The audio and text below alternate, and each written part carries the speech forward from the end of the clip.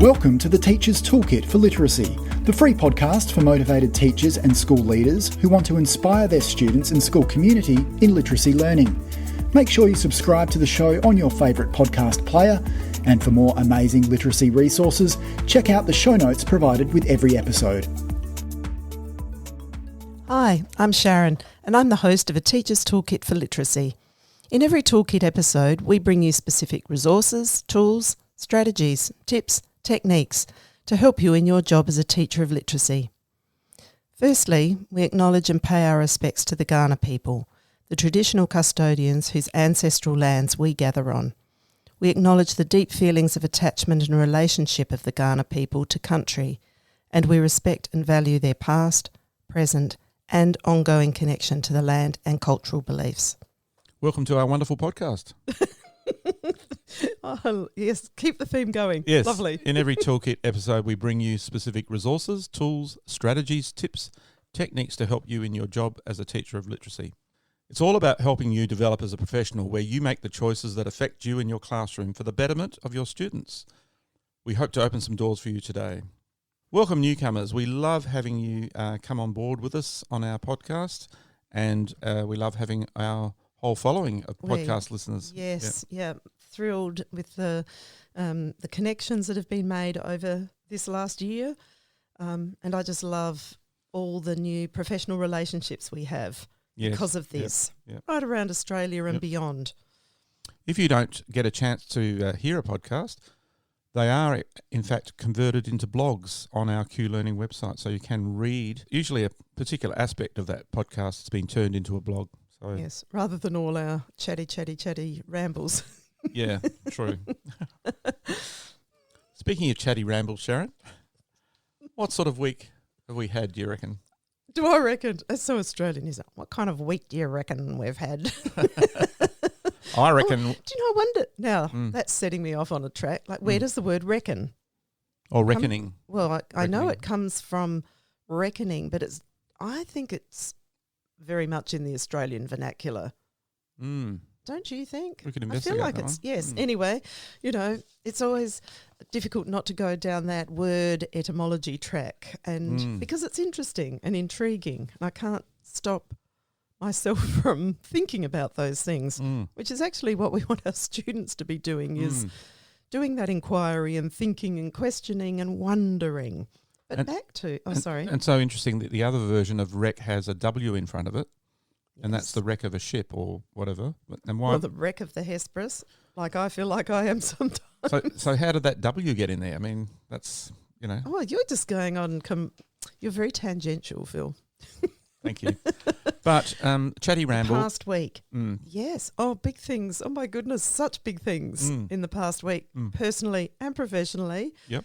I've had a very big birthday celebration. I've decided that it warrants 60 days of celebration, in fact, not celebrating in the party type way, but celebrating in a reflective way about all the things that I am particularly grateful for, and taking some time to honour those, to honour more in my life than I sometimes allow myself to be aware of. That's a little bit philosophical, but it was great having a barbecue with friends, and wonderful. And congratulations to me for my birthday, but congratulations to you, Phil, for pulling off yet another magnificent surprise and completely joyous event.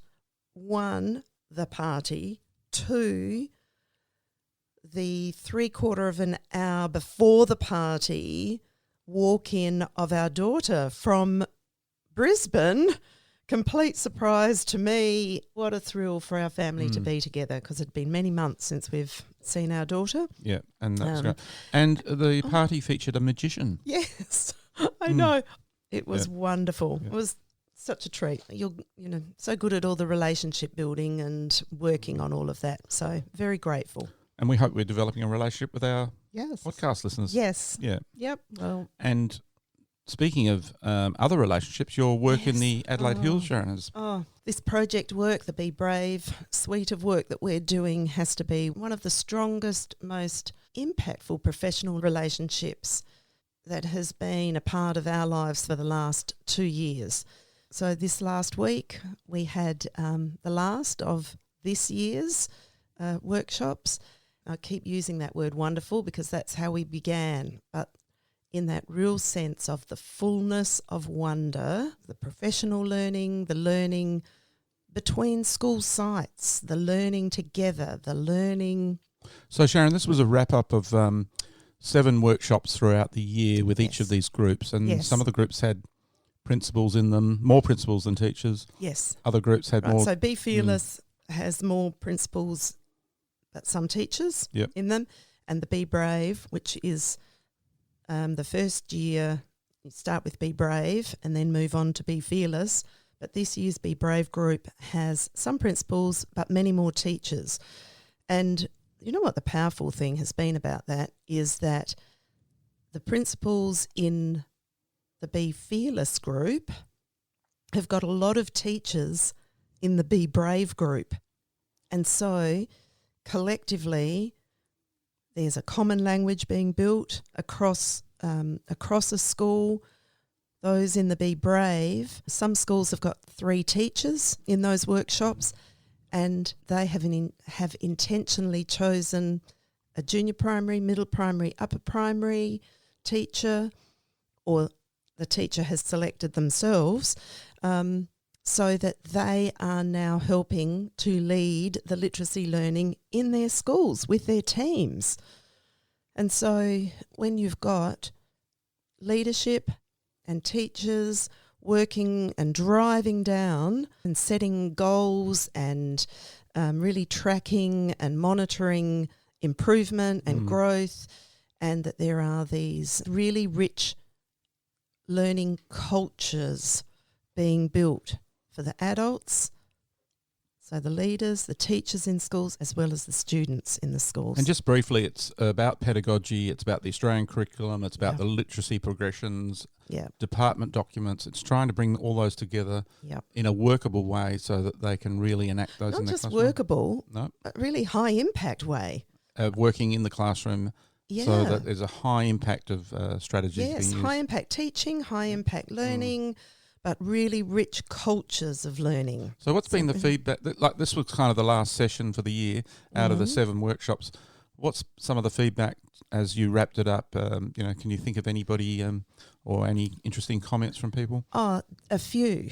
So one I was going to actually refer to later, but I'll mention that now, and that was a number of teachers commenting on the discovery and seeing the effect of using tantalising text with their students. By tantalising, we really mean high quality literature that really tantalises the thinker, the listener, the reader, and also the learner. Rich models of the English language. Well, because of that, they've then seen the power of what we might call the rich exemplars.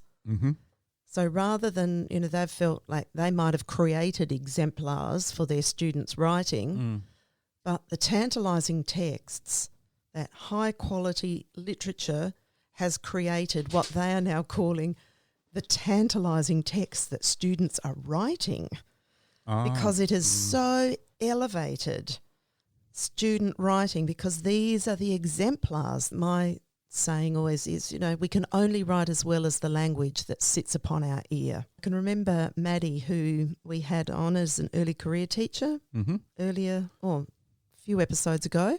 Oh, right. Quite a few. Right at the start, Right at the start. I loved the day when I walked into her school and she said, I fully understand what a tantalising text is.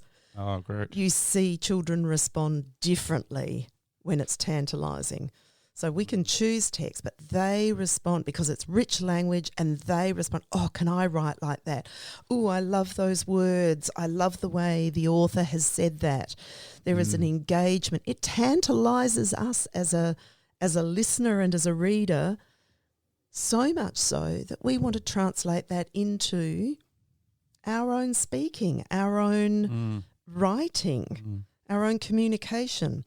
So that was a big one. Yep. That was said more than once. A number of teachers and leaders reminded us about how the Be Brave suite of workshops and courses, we have intentionally put children at the centre. Children's learning and children's experiences and what we bring to children is what drives us as teachers. And when we put children at the centre, we want to find out about what is it that they need. What is it that we can do for them? What do we need to know more about? And so by putting children front and centre, I think that puts teachers front and centre. Because through the workshops, we've really been trying to build teachers' repertoires of strategies and techniques. And by that, I mean not what good writers and good readers do. That's putting children at the centre. That's saying we are letting you in on what good readers and writers do. And it's about them so that they can become the good reader and writer. But we've, through the course, really reminded people again about the power of read aloud, of shared reading, of students, the whole class having eyes on a text for us to learn how that text works. So important. So important. And that in our writing, that we model writing, that we have interactive writing, that there would be shared writing. So all of those techniques and strategies are repertoire building, plus they are putting students in on the action, in on what it is to be a reader, a writer, a word worker. So that was another key piece. That we believe good teaching is all about the teacher. Can I just suspect that one of the comments might have been about how reading, writing and word work together? Oh, yes. Yeah. Yes, it was. Multiple times. Right. That how much people valued that we always talk about the integration and the linking, particularly in the Australian curriculum, of the strands, that language and literature and literacy are interwoven with each other, and that we learn any aspect of language or literature or literacy to help us as we are in the act of reading or writing. So all of those things, yes, that integration was a big one.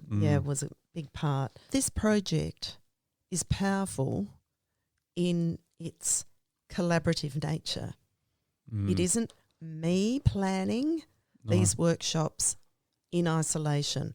I have the absolute honour and privilege of working with a principal consultant, with an education director, with curriculum leads, and we intentionally create in response to those very schools that we are servicing, that we are supporting, that we are learning with.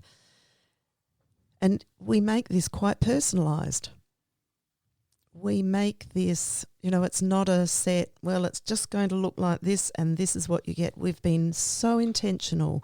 Feedback really helps drive what we're doing here and how that's giving the outcomes that schools are needing to chase down and want to chase down, and that teachers feel by that they too are being honoured in their learning journey. The professional learning model is so important and working well because you've got a team working with it. Yeah. And it adapts to what it needs to adapt to. Yes, yeah. And we spend a lot of time between each workshop, between each session, doing a lot of talking. Yeah. Even down to, and I'll add this in as well, because people, especially leaders, may be interested. Actually, in the last fortnight, I've also been able to, along with the principal consultant, meet with all of the principals and maybe their deputy or a teacher leader in the school to actually sit with them to consider and plan for their upcoming year or 3 years on their site improvement plan. So really driving down then what are the things that they are wanting to achieve and what improvement are they looking for, across literacy.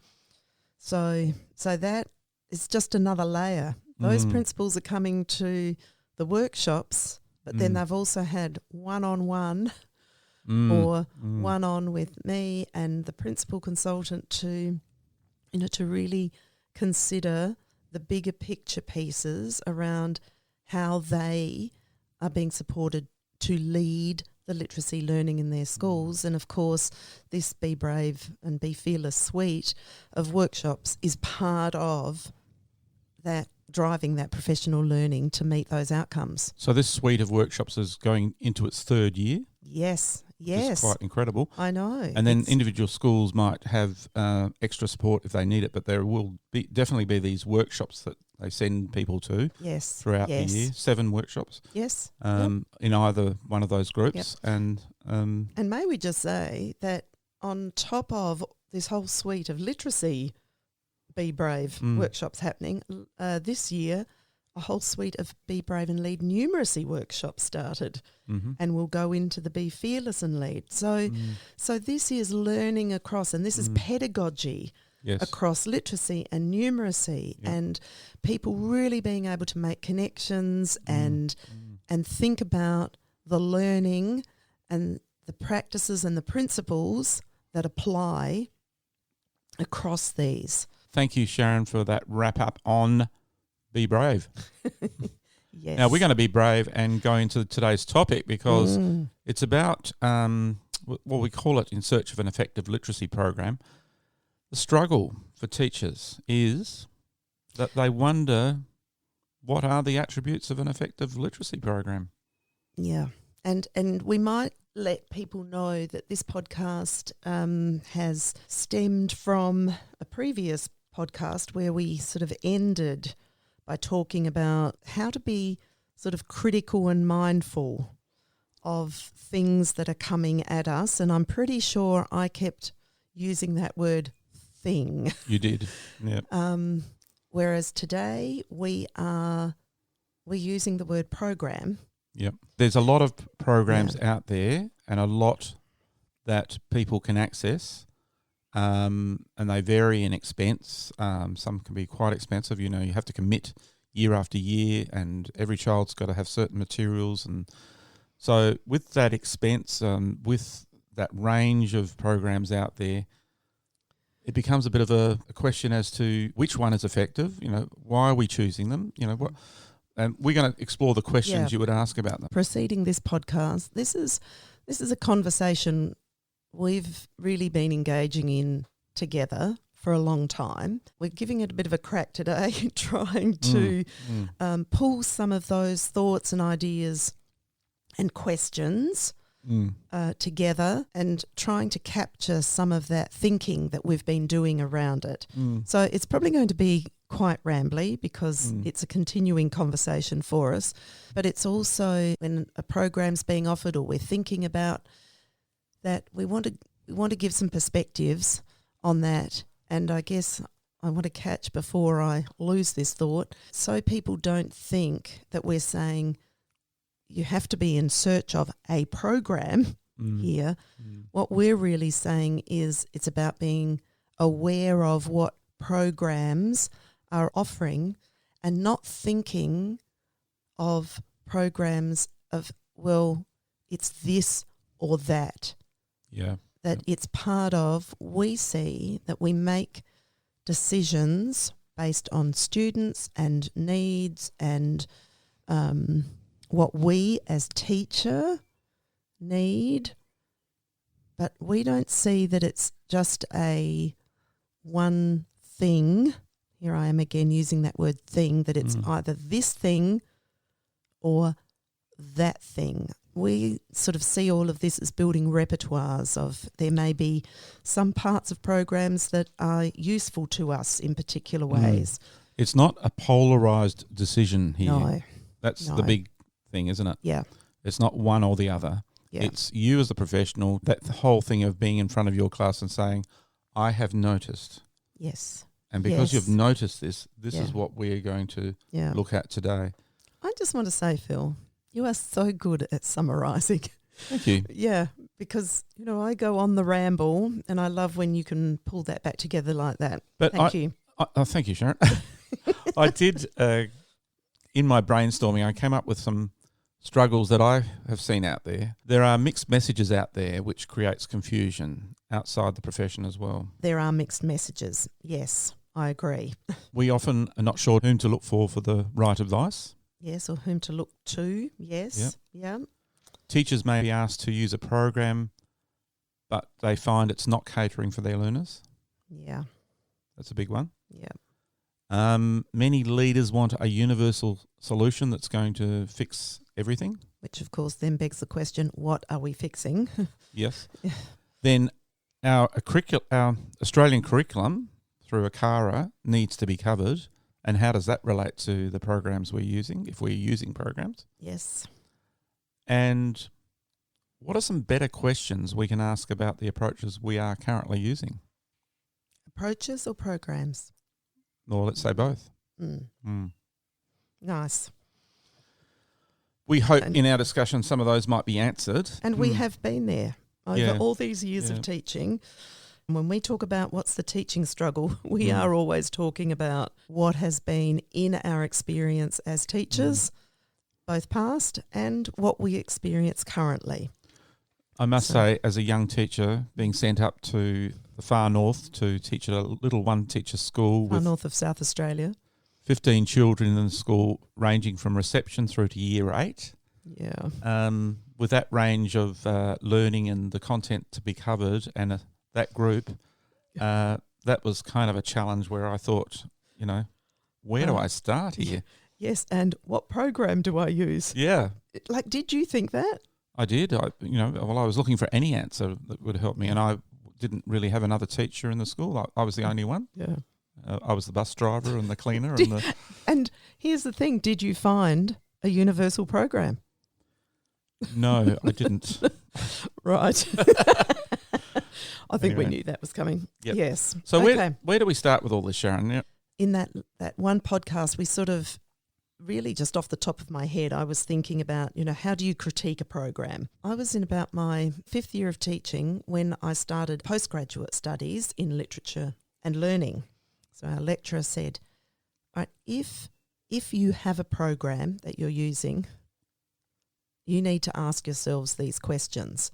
Now, I don't remember what those questions were, but I'm pretty sure that those things that I talked about in in critiquing them in that last podcast were the things, like I held tight to those things because I thought, oh my goodness, I have never been critical of what I'm bringing in. I'm really just, and I suppose as a young teacher, it was about survival. But it was the best thing that I could be asked was to be critical of what am I bringing in? Number one, what am I looking for? And then number two, be critical. So what is it that I can do that I don't need a program for? What professional learning do I need before I jump for a program? Because that's actually a key question. Are we investing in programs or are we investing in professional learning? And I think that's a really good question to ask of ourselves as teachers because we are in the business of learning.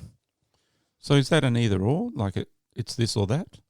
I don't think it is. Yeah. I don't think it is. Yep. And I think some programs, sometimes we call them programs, but they're actually approaches and there is a pedagogy behind them. Yep. And it isn't a script that goes with it. It's a way of working that has a lot to teach us. That gives us tools as a teacher. That gives us, but it's the pedagogy. We really want to know what is this saying to us about how we believe students learn. I had this pedagogy that I was gradually developing as my experience grew, and I would question bringing that program in according to that pedagogy. Yes. Yeah. And that put me in the driver's seat Yeah. rather than any program out there being in the driver's seat. Yes. Because you had a lens. Yeah. You had a lens for Yep. saying what does this resource or this approach or this program, what does it believe about students and their learning? And so I've actually just made a little connection here after all these years, Phil. Is this an aha moment? Probably only an aha for me. Right. Because I don't think it's going to be useful to anyone else. But I do just want to say that I remember so I was in that phase at that time being asked to be critical of what you are using. Yep. And how you are presenting that to children, And it was at that time that I saw you first present your principles of learning. Oh, right. And it was... Well, they weren't mine. No, they weren't yours, but you were presenting a workshop on how Garth Boomer's principles really informed not just your literacy teaching, but all of your teaching. Yeah, what I was doing with technology, Yep. with computers. In maths, Yep. in literacy, in science, that it was transferable. Yep. And so that for me was that, where I thought, I can talk pedagogy with somebody. I can talk. I see. By the way, we also talk about other things. Yeah, we do. Not a lot, but...